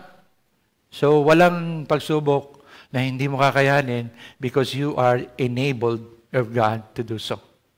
Ngayon, why is this important? Why is the word and promise of God is important? Because during the feeling of being alone, during the feeling na sabihin natin, you're not able to, o natatakot ka, that is when God gives you hope. Tingnan nyo sa Romans 15:4. Ano ang source ng hope? For whatsoever things were written. Ano? For whatsoever things are, which were, ito yung Bible. Tama? For our were written aforetime. Sinulat yan para sa atin. Were written for our learning that we, through patience and comfort of Scripture, di ba? Might have hope. Ba't ka nawawalan ng pag-asa? Hindi mo alam kasi yung salita ng Panginoon Hindi mo alam yung kanyang mga pangako. Di ba?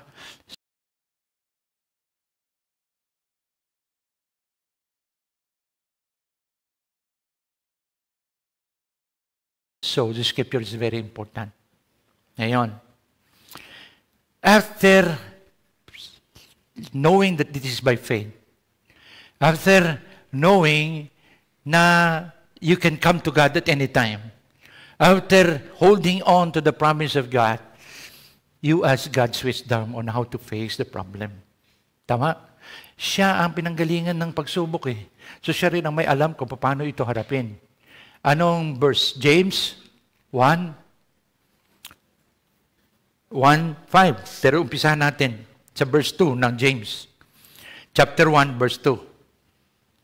2 seconds. 2 seconds. My brethren, count it all joy when you fall into diverse trials or temptations. Knowing this, that the trying of your faith worketh patience. But let patience have her perfect work. Ipalit niyo yung patience, ipalit niyo yung endurance. But let endurance have its perfect work, that ye may be perfect and entire, wanting nothing. Nakikita niyo, you are being developed for something, prepared for something greater. Endurance. No po? Endurance prepares you and empowers you to do something beyond what you're capable of. If any of you lack wisdom, let him ask of God, that giveth to all men liberally and upbraideth not, and it shall be given you. But let him ask in faith. Ando na naman yung faith. Nothing wavering. For he that wavereth is like a wave of the sea, driven with the wind and tossed. For let not that man think that he shall receive anything of the Lord. A double-minded man is unstable in all his ways. So get settled upon the promise of God. Get settled upon the Word of God. Let the Word of God dwell in you richly in all wisdom, teaching and admonishing one another in psalms and hymns and spiritual songs, making melody in your hearts to the Lord. So, ito mga kapatid, after you ask wisdom, marami kang pwedeng tanungin eh. Meron akong kopya kung gusto nyo, how to make decisions as led by the principles of the Word of God. Meron akong questionnaires niyan. Is it right? Will it be edifying? Will it cause me to deviate from the Word of God? Will it be giving glory to God? Yung mga tanong mo sa sarili mo, pag gumagawa ka ng desisyon. No po? Kasi sabi ng Biblia, ang wisdom na ito dadating sa kanyang salita. Thy word is a lamp unto my feet, a light unto my path. The entrance of thy word gives light. Pag binasa niyo yung Psalm 19, makikita, ano yung kanta?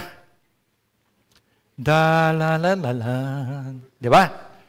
Yun ang magagawa ng salita ng Panginoon sa iyo. It can give you what? Direction on how to face the issues of life. Maraming tao marunong maghanap buhay, hindi marunong umarap sa problema ng buhay. Tama? Hindi ako nagsasalita mga kapatid na parang alam ko na lahat. Pero nakita ko na yan sa tagal ko magpastor. Bihasa sa kanilang mga propesyon. Bihasa sa buhay. Pero pagharap sa mga buhay, hindi na nila alam paano harapin. Ang galing nilang magpayo kapag sila ay walang problema. Ang galing magsalita pag problema ng iba. Pag problema na nila, mind your own business.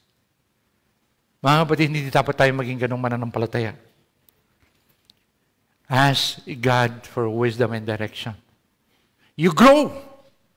You grow. Isipin nyo kung nakadepende kayo lahat sa akin for counsel. Isipin nyo yun. Sabi ko nga, each father in this church should count themselves as pastors of their home. Ba't parang walang pumayag? Mga tatay, mga lalaki to, pag magiging tatay din kayo pagdating ng araw, o padre de pamilya. Pag sinabi ko padre de pamilya, mga lalaki kayo, ha? Ibig sabihin, dapat ihanda niyo yung sarili para doon. Pag sinabi niyo padre de pamilya, may anak kayo o wala, padre de pamilya kayo, hindi magbabago yan. And you are the pastor of your home. Sabi nila, pastor, mananagot ka. Oo, mananagot ako sa pangangalaga sa inyong lahat. Pero mga kapatid, merong pananagutan dahil sa iyo. Tama? Ikaw ang pastor ng iyong pamilya. Amen? Abay, hindi ko alam kung nagre-reklamo. Kaya ikaw magtuturo sa mga anak mo. Ikaw magba-Bible study sa mga anak mo. Sabi nga sa Biblia, basahin niyo yung chapter 6 ng Deuteronomy. Patay ang mga tinasabihan doon. Sasabihin mo yan sa mga anak mo. Nakaupo ka, matutulog kayo, naglalakad kayo, i-inculcate mo sa anak mo ang salita ng Panginoon at ang pagmamahal sa Kanya. Mga kapatid, kung gagawin natin, mas mapapaaganda natin ang gawain ng Panginoon. Bakit? Hindi na natin isusolwining na ataanin yung mga anak natin, sila ang magdi-disciple natin. No? Humaharap ka na di-disciplein mo sa labas, isipin mo yung mga anak mo. Alam mo, sabi ni Kim Atienza, habang ini-interview siya, sabi niya, I've reached the apex of my profession. But I could have done better as a parent. I should have spent more with my kids. Regrets because he lost his loved one. Look at your sons and daughters. Perhaps they're big now. Perhaps there will be regrets. But you can do something. Meron ka pa magagawa. Yung natutunan mo, turo natin sa mga susunod sa atin. Lilipas din ako eh. Lilipas din tayo. Pero yung mga natutunan natin sa mahirap na paraan, aminin natin ang ating pagkukulang. Pagtibayan natin yung mga sumusunod sa atin. Kapagkat ang gawain ito, hindi ko gawain. Gawain ito ng Panginoon. Gampanan mo, Ama. Gampanan mo kalalakihan, gampanan mo kababayan ang ibinigay sa iyong role ng Panginoon. Sabi nito, then plan your work and ano susunod? Ano sa kumpanya ito? Plan your work and work your plan. Tama? Naplano mo na. Anong gagawin mo ngayon? After asking God for wisdom, trust in the Lord with all thine heart. Lean not unto understanding. In all thy ways acknowledge Him, and He shall direct thy paths. Sabi ng Biblia. Be not wise in thine own eyes. Fear the Lord, and depart from evil. It shall be health to thy navel, and marrow to your bones. You have to act upon it. Under the guidance of the Holy Spirit, under the guidance of the Word of God. Howbeit, when the Holy Spirit is come upon you, the Holy Spirit of truth is come upon you, He will guide you unto all truth, for He shall speak of Himself, but whatsoever He shall hear, that shall He speak, and He shall show you things to come. He shall lead you by His word. But the Holy Ghost, which is the Comforter, whom my Father will send in my name, He shall teach you all things, and bring all things to your remembrance, whatsoever I have said unto you. Sasabihin mo, Lord, I cannot do it. Pero remember the word that the Lord spoke to Paul during the time that he was faced with a recurring situation and a challenge. Take this thorn in the flesh from me. Paulo ulit 14 years niyang iniinda yun. Sabi niya, I could be a better server if you're going to take this thorn in the flesh from me. Sabi ng Panginoon, no, I won't. But this one thing I promise you, my grace is sufficient unto thee. For my strength is made perfect in your weakness. Sabi ni Paul, I'd rather glory in my infirmities that the power of God may rest upon me. Mga kapatid, sanayin natin ang sarili natin sa mga panganib na nasa harapan natin, sa mga hamong nasa harapan natin. Kung sa earthquake drill, duck, cover, and hold. Kahit magbago yung intensity niyan, duck, cover, and hold. There are things that you cannot change. Laging handa. Tama? Hindi naman iniisip nyo na darating ang mga problemang ito, pero talagang pagdating, alam mo na, inihanda mo para hindi ka na problema. Mga kadalagahan, maaaring maligawan kayo, handa ba kayong mamili kung sino yung nararapat na lalaki? Mga kalalakihan, anong prinsipyo ng salita ng Panginoon para alam nyo na ito yung hinahanap mong partner? Pagdating, hindi ka malilin lang ng pakiramdam mo, kagwapuhan ng mga tao, o kabaitan nito kung hindi objectively makikita mo yung karakter ng tao na makakasama mo panghabang panahon. Sa opisina, paano mo lalabanan yung korupsyon? Paano ka maninindigan sa gitna ng lahat ng ito? Paghahandaan mo yan, pagdating mo, tatayo ka ba at maninindigan? Pag nandun ka na sa labanan, ibig sabihin, anong gagawin mo? Doon ka pala maghahanda. Ang mga sundalo, maghahanda na yan. Magpapaka-lublob sa putik yan. Papahirapan, dadaan yan sa bala, sa ulan ng bala. Para pagdating doon sa handa sila. Mga kapatid, tayo sundalo ng Panginoon. Hinahanda mo ang buhay mo na palakasin ngayon para pagdating ng panahon, nahaharap ka sa maraming hamon sa buhay, magiging matagumpay ka. Kapatid, mayroong kabuluhan ang buhay natin at may magandang plano ang Panginoon sa bawat isa sa atin. Pero pangunahan tayo ng banal na Espiritu, sanayin natin ang sarili natin. Pagsubok sa pananampalataya, tandaan nyo, panalangin, relying upon His promises, asking for wisdom, and working upon it, depending on the leading of the Holy Spirit. Not deviating, but fully trusting. Will you? Let's pray. Aming Diyos na makapangyarihan sa lahat, kami po ay nagpapasalamat sa iyo, Diyos, na ang salita mo ay matibay. Saligan ng bawat mananampalataya, anchor that holds us in the time of storm. Kahit ang barko na yuyugyug, kapag ang kanyang angkla ay matibay na nakahugpos sa isang bato, napakahirap tangayin ang barkong ito. Meron kaming matibay na pundasyon, ikaw, Panginoon. Ikaw, sabi nga sa Biblia, ikaw ay ang salita, ikaw ang berbo. Kaya pag sinabi natin gusto namin maging matibay, kailangan ng salita ng Panginoon ay matibay naming sinasaligan. Kaya dalangin ko, O Diyos, tulungan mo ang bawat isa sa amin kung paano haharap sa magigitong hamon upang Panginoon, si Kristo, ang maluwalhati at maitaas. Habang ang ulo natin nakatungo, matay nakapikit. Kaibigan, hindi ko alam kung anong pagsubok ang hinaharap mo ngayon o hamon ng buhay. Pero itong ginagarantihan ng Panginoon sa iyo, tapat siya. Hindi ka niya iiwan, hindi ka niya pababayaan. He is interested in your faith. Magpapatuloy ka ba sa gitna ng lahat ng ito? O aakitan ka ng mundo para hindi mo gawin ang kalooban ng Panginoon?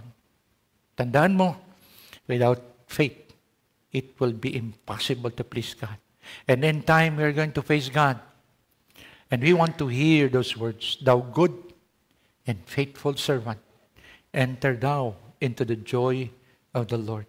With all that is going on, we want to hear, "Enter thou into the joy of the Lord." Pastor, please pray for me that God would give me wisdom.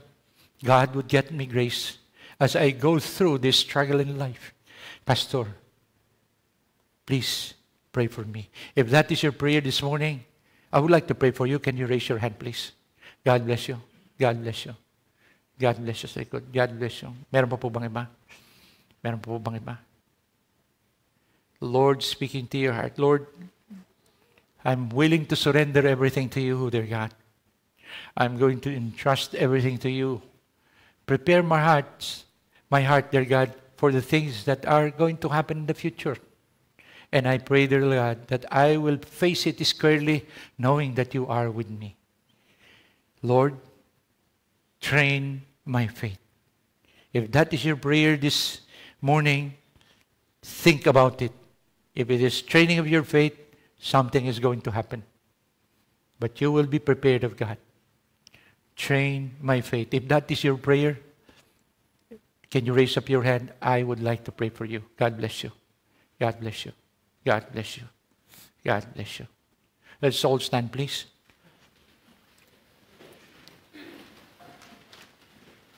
Most gracious Heavenly Father, again,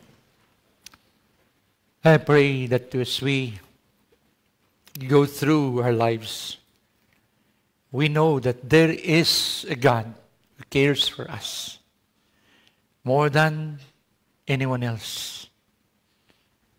He is a God and a gracious God, a faithful God, a reliable God, who gave His Son to show us how committed He is to draw out the best in us and make us better persons. And I pray, dear God, that our eyes of faith will be focused upon You, and our stand of faith will be upon Your word. So help us, God. We submit to You, dear Lord. In Jesus' most precious name we pray. Amen. Please remain standing for a song.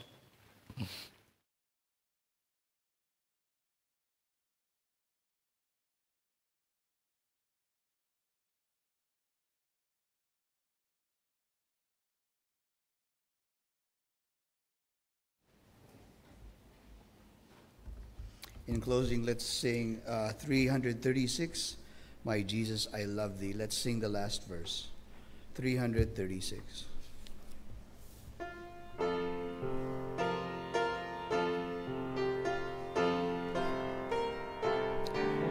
On the last.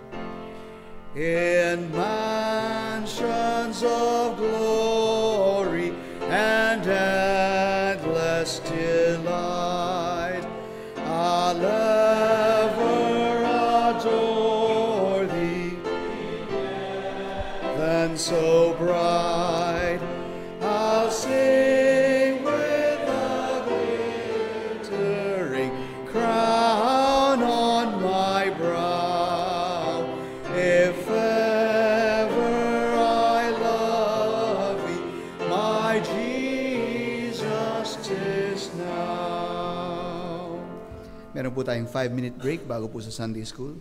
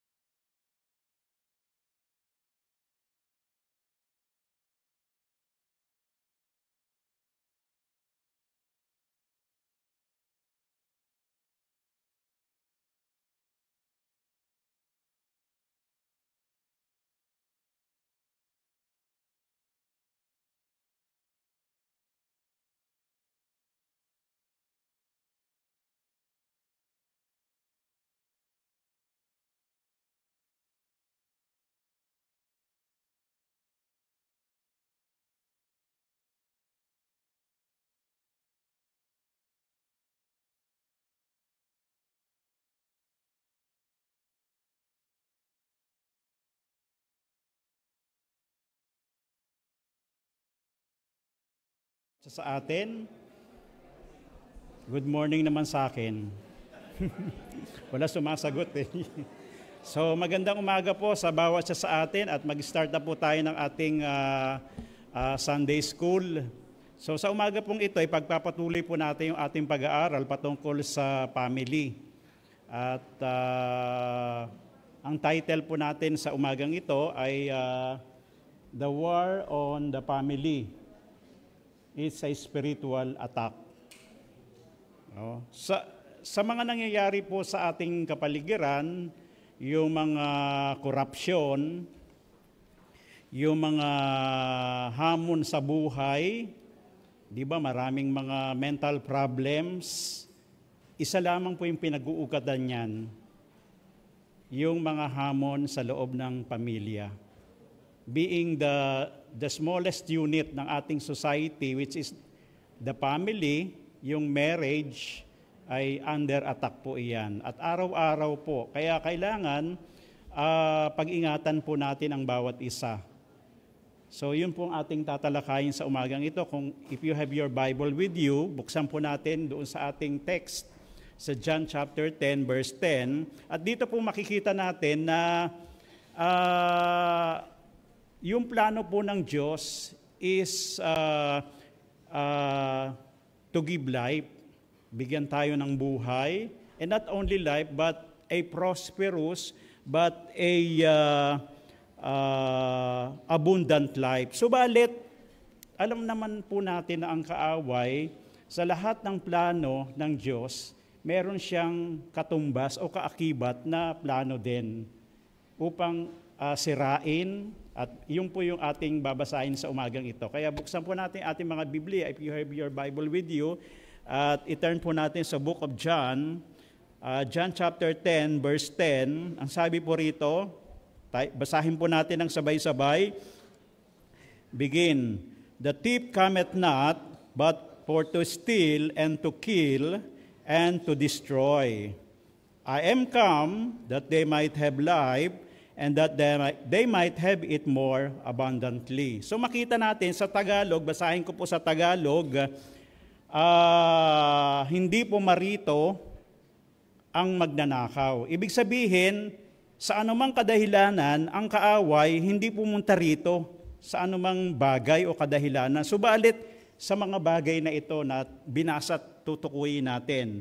Kaya siya pumarito, ang pangunahing kadahilanan ay dahil unang-una, siya ay magnanakaw. Nanakawin niya yung mga bagay sa ating buhay.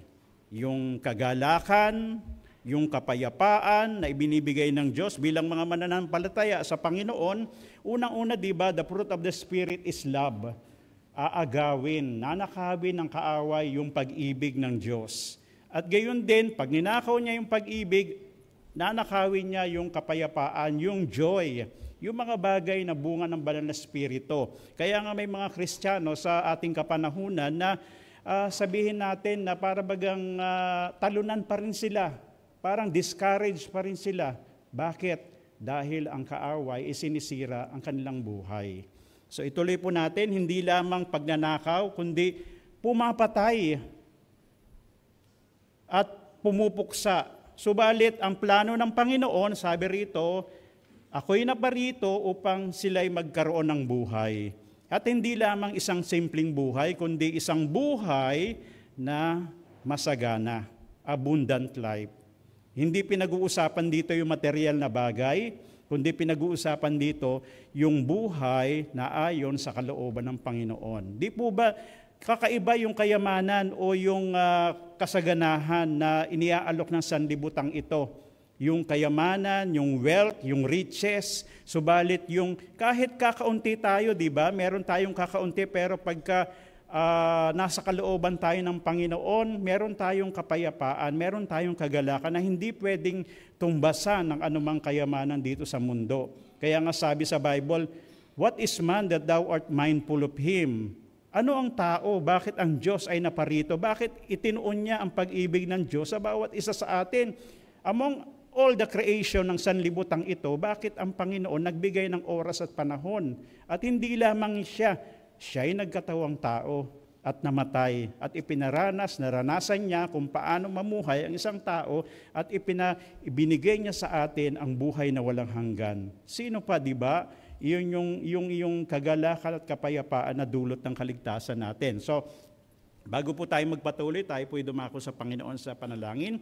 Ama namin Diyos na banal, kami po, Ama, ay nagpupuri at nagpapasalamat sa oras na ito na ipinagkaloob niyo po sa amin upang sa muling pagkakataon, kami po, Ama, ay mag-aral ng isang napakahalaga na lesson sa aming buhay at ito ay patungkol sa family at marriage, Panginoon. Pagpalain niyo po, Ama, ang aming mga tatalakayin sa umagang ito at makita namin, Panginoon, ang iyong kabutihan, ang iyong plano sa aming buhay na the sanctity of marriage, the blessedness of marriage, Panginoon, ay bigyan namin ng pagpapahalaga, Panginoon. Gayun din po, Ama, tulungan niyo po kami, Panginoon, bilang isang pamilya na bumubuo ng komunidad at bumubuo ng isang iglesia, ay patatagin niyo po at palakasin niyo po, Panginoon, sa pamamagitan ng iyong salita at sa pananalangin. Salamat muli, Ama, sa ngalan ni Kristo Jesus, na aming Panginoon, tagapagligtas. Amen.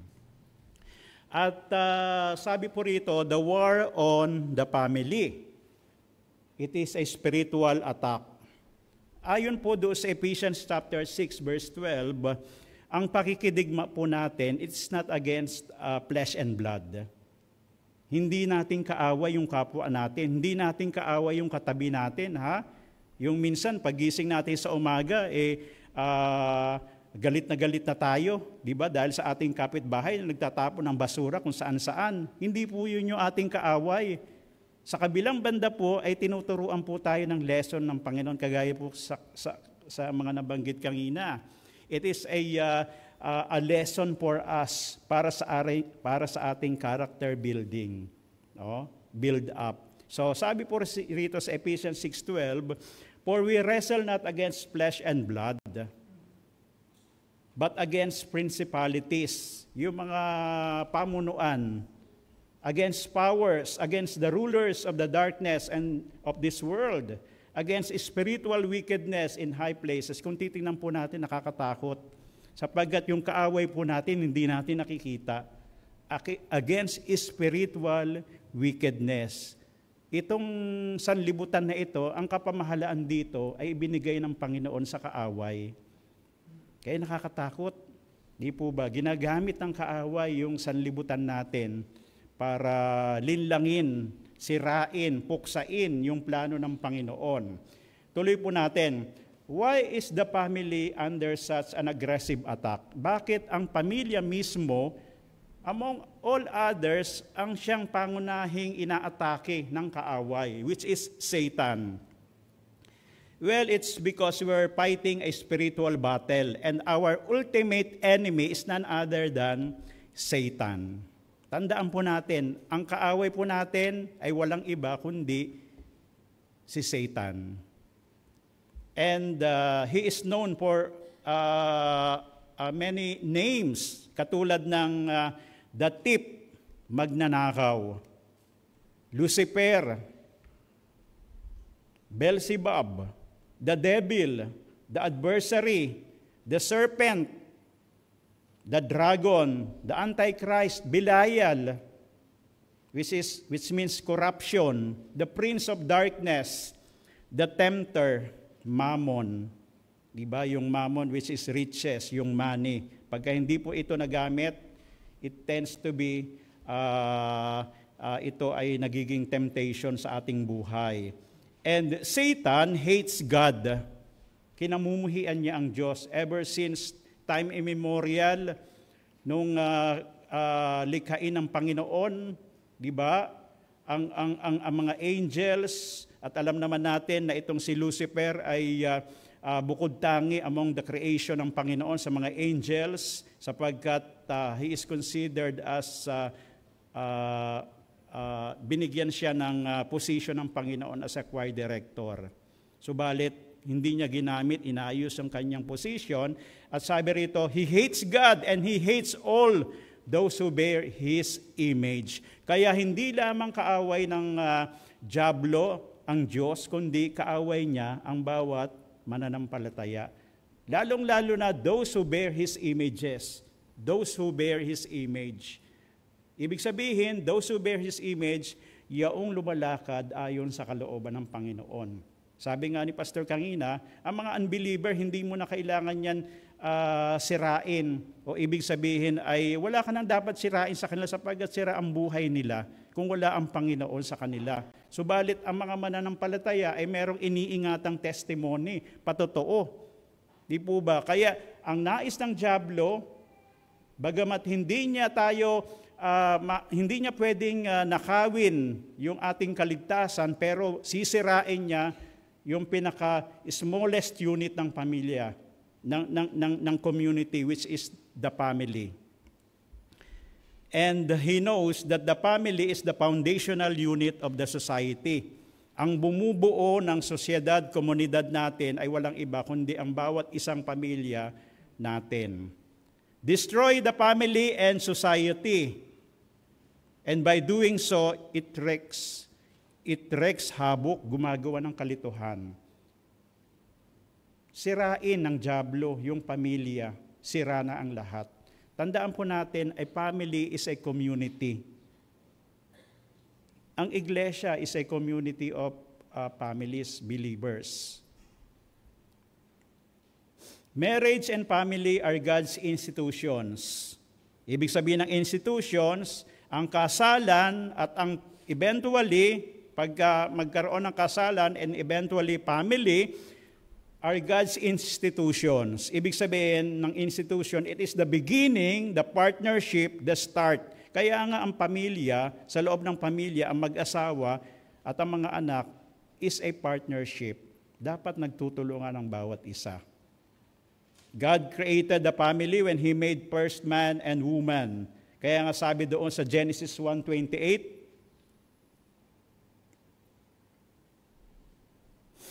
Genesis 1:28, and God blessed them, and God said unto them, be fruitful and multiply and replenish the earth and subdue it and have dominion over the fish of the sea and over the fowl of the air and over every living thing that moveth upon the earth.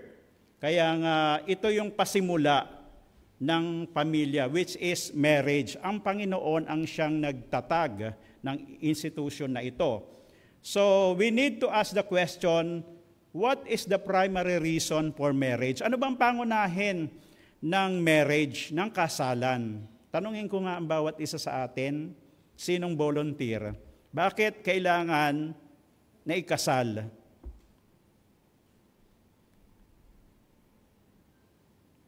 Sino po? Volunteer. Bakit? Ano ang pangunahing dahilan o reason behind marriage? Bakit itinatag ng Panginoon? O bakit ang mga tao nagkakasalan? Type lang nila for companionship o para, Brother Mike, Doc Mike.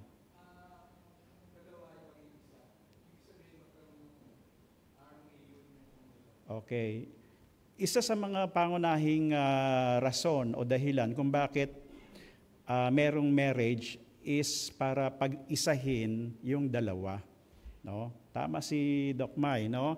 So, marriage is a clear statement about the sanctity of marriage, pero bibigyan pa natin ng sagot yan mamaya. Dudugtungan natin yung sagot ni Brother Mike.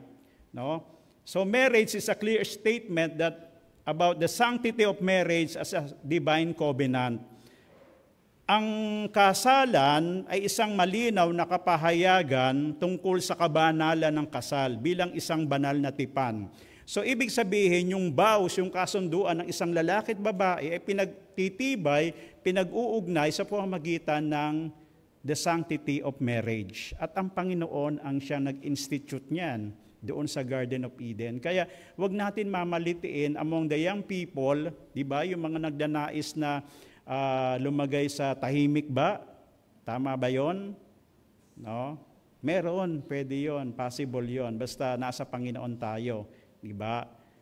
Yung kwento na sabi nga yung langaw, gustong-gustong pumasok doon sa loob ng bahay. No? Nung nasa loob, nung nakapasok na sa loob ng bahay, gusto niya namang lumabas. Hindi siya makalabas. No? Parang ganun ang marriage daw. No? Pagka nakapasok ka na doon sa vow na yon, ay hindi ka na pwedeng makalabas. Sayong po. Para masagot yung katanungan na ano ba ang pangunahing reason for marriage? Aside from this sinabi ni Brother Mai, no? Doc Mai. So to answer this, ay tingnan po natin sa Malakay chapter 2, verse 15. Malakay chapter 2, verse 15. Ang gagawin po natin dito, ihimayin po natin. Sabi po, basahin ko lamang po muna. Malakay chapter 2, verse 15. And did not he make one, yet had he the residue of the Spirit? And wherefore one, that he might seek a godly seed. Therefore take heed to your spirit, and let none deal treacherously against the wife of his youth.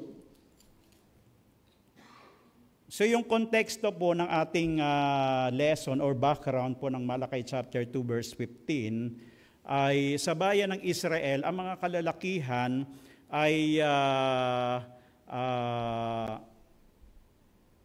they were divorcing their wives. No? Yung mga may mga asawa ay napilit nilang pinaghihiwalay. No? Yung kanilang mga sarili, aside from that, nag-aasawa sila ng mga pagano, mga unbelievers, mga hindi nila kalahi bilang mga Hudyo. O kaya, they were divorcing their wives because of contempt o paghamak sa kanilang mga asawa. At dahil dito, they were marrying multiple women. At dito, dinisiplina ng Panginoon, binigyan ng warning ang bayan ng Israel na kapag ipagpapatuloy niya ang gawaing ganon na naghihiwalay kayo at nakikipagkasalan kayo sa iba't ibang lahi, di ba ang sabi ng Panginoon, ang plano ng Panginoon is yung purity. Dapat ay talagang yun lamang, mamaya makikita natin yung reason behind this. Ito'y pagdidisiplina ng Panginoon sa bayan ng Israel na itong tinuran niya. Ang sabi rito, and did not he make one? Di ba ang sabi ng Panginoon, ang dalawa ay pinag-isa niya? And did not he make one? Yet had the residue of the Spirit. Ibig sabihin ng the residue of the Spirit, nung binind ng Panginoon yung marriage between Adam and Eve, yung first marriage sa Garden of Eden, ando doon ang Espiritu ng Diyos. Ando doon yung blessing ng Panginoon. Kaya in marriage, hindi pwedeng mag-exist o hindi maging successful ang marriage kung lalaki at babae lamang. Dapat ando doon ang Panginoon. Kaya nga sabi rito, yet had the residue of the Spirit. Ando doon ang Espiritu ng Diyos. Ando doon ang presensya ng Diyos. The sanctity of marriage.